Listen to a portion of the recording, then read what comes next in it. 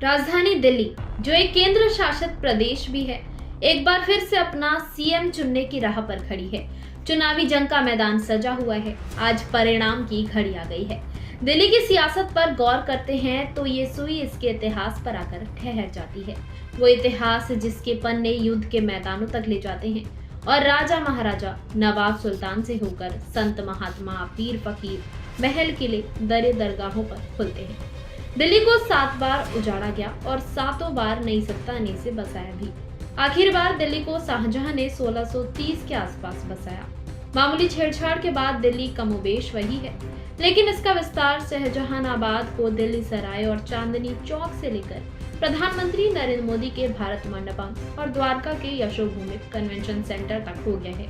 दिल्ली अनगिनत इतिहास का साक्षी रही है। अनगिनत शाही किस्से, अनगिनत दुश्वारियां और अनगिनत सियासी हलचलों का गवाह रही दिल्ली की किस्मत भी देश की स्वतंत्रता के साथ 1947 में बदल गई।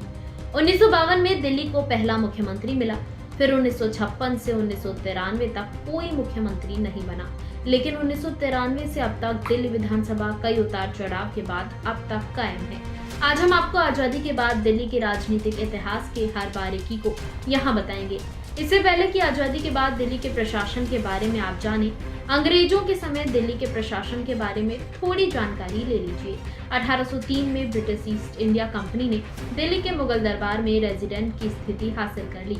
1857 के विद्रोह के बाद दिल्ली को पूरी तरह से ब्रिटिश इंडिया में मिला लिया गया। तब दिल्ली का प्रशासन पंजाब प्रांत के अंतर्गत एक डिवीजन चलाता था, जिसका मुखिया रेजिडेंस कमिश्नर होता था। 1911 में जब देश की राजधानी कोलकाता से दिल्ली आ गई, 1919 में दिल्ली को पंजाब प्रांत से अलग कर दिया गया।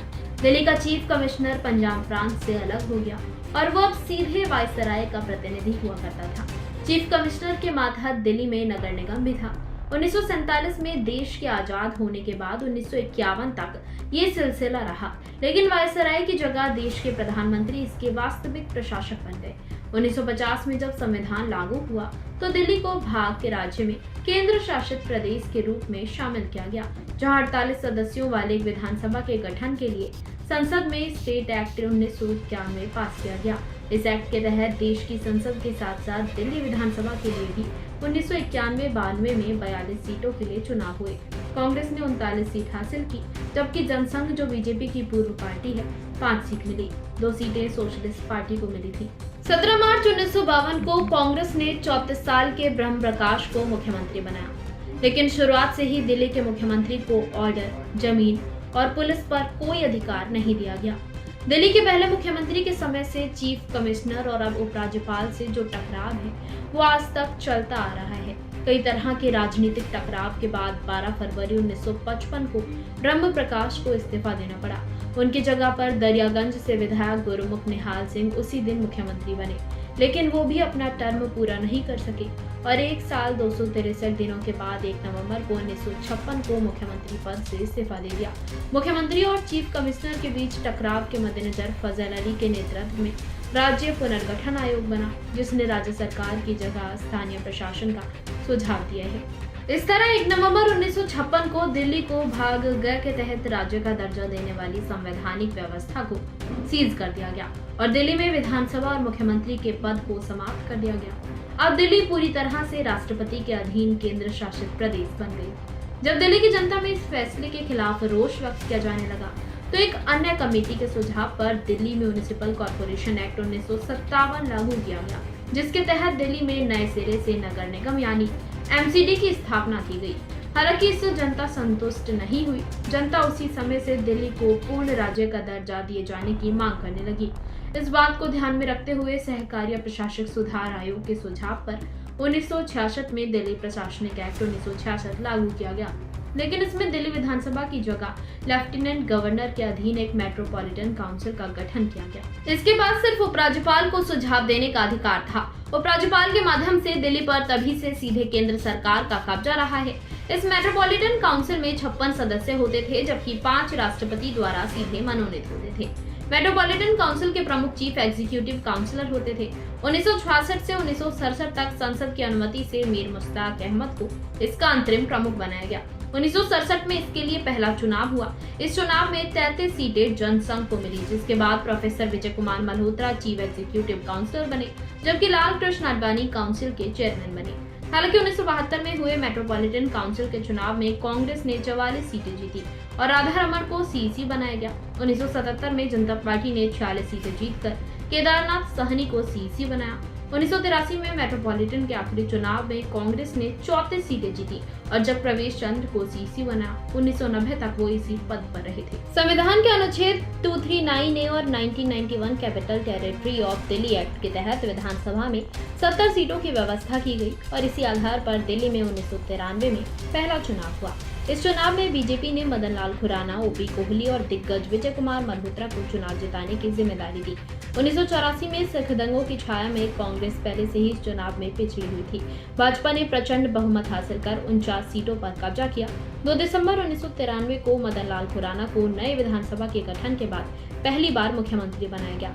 मदन लाल खुराना ने मुख्यमंत्री का पद तो हासिल कर लिया, लेकिन पार्टी में कई अन्य दिग्गज भी इस पद के लिए अपनी आस लगाए बैठे थे। नतीजा आपसी खींचतान बढ़ गई। फिर 1995 में हवाला केस ने देश के कई दिग्गजों को संकट में डाल दिया, जिसमें लाल कृष्ण आडवाणी समेत कई दिग्गज नेताओं के नाम थे। मदन लाल खुराना का भी इसमें नाम था। इस तरह मदन लाल खुराना को इस्तीफा देना पड़ा। 2 दिसंबर 1993 को साहिब सिंह वर्मा दिल्ली के मुख्यमंत्री बने। साहिब सिंह वर्मा भी पार्टी को सही तरीके से साध नहीं सके। केंद्र में बीजेपी सरकार रहते हुए भी दिल्ली की जनता का वो भरोसा नहीं जीत सके।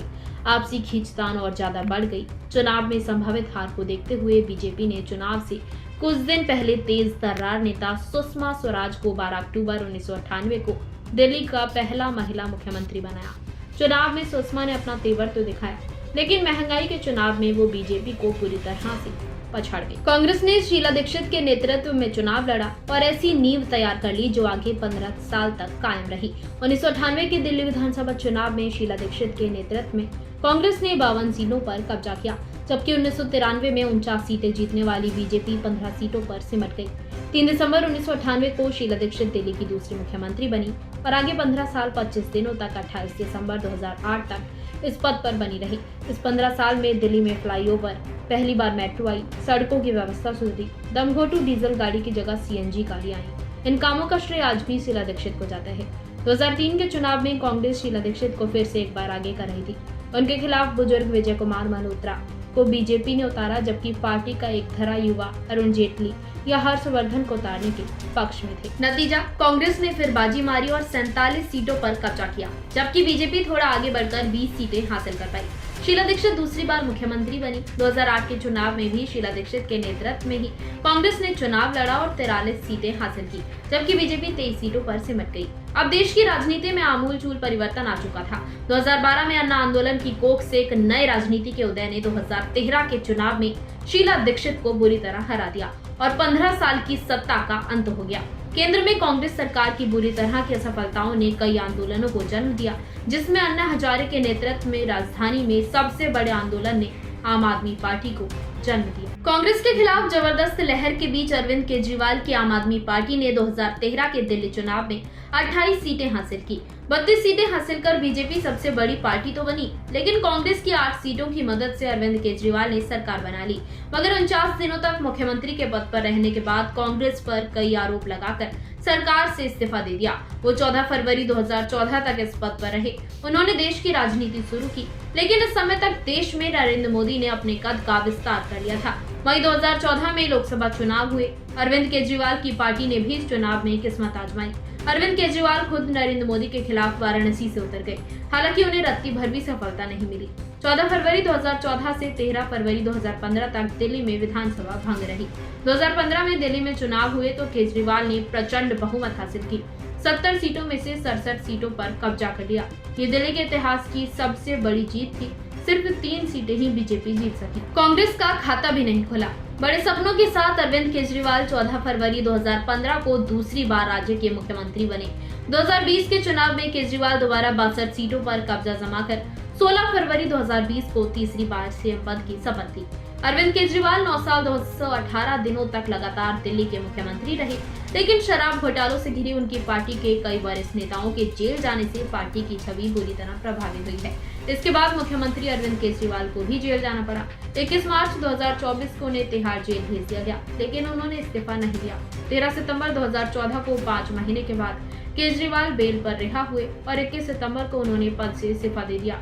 इसके बाद से दिल्ली में आतिशी मुख्यमंत्री का पद संभाल रही हैं और अब आगे क्या होता है ये तो आज का परिणाम ही बताएगा।